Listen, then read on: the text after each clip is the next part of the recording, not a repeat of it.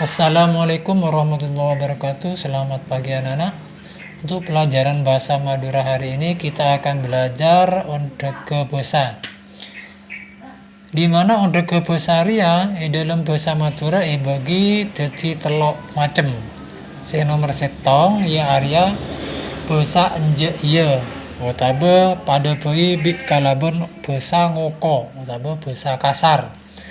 Pesanje iya area gunaki dek moret dek kaale otabe kasih ngudon rosoro ben salena biasana pesanje area je iya area gunaki antara nak kanak ben nak kanak jadi biasanya ngakui bahasa kasar otabe bahasa je iya.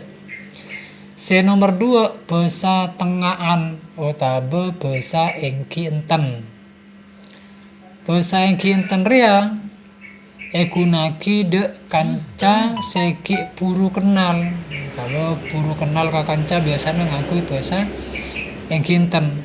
Otabe bahasa yang kinten ria bisa gunaki kia antara nak kanak ka setuaan kakakna ya. Pokoknya kasih lebih tuaan lah bisa ngakui bahasa tengahan otabe yang kinten kakakna. Biasanya ka mbakna arwah bisa ngakui bahasa engki enten otabe bahasa tengahan. Se nomor telok bahasa tengki otabe engki punten.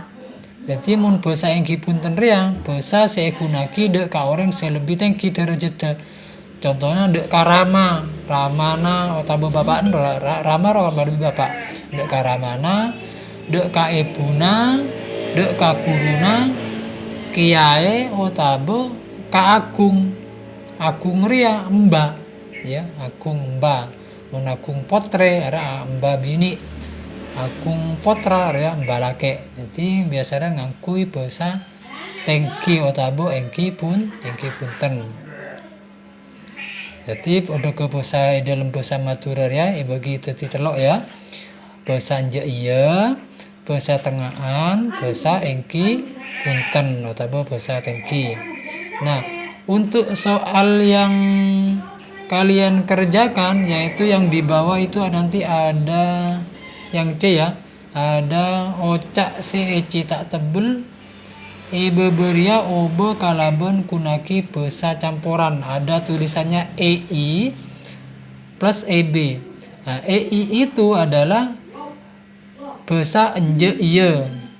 Sedangkan EB ruah bahasa engki punten ya engki punten. Jadi dekian jawabannya se nomor setong ruah beduduan EI bi EB.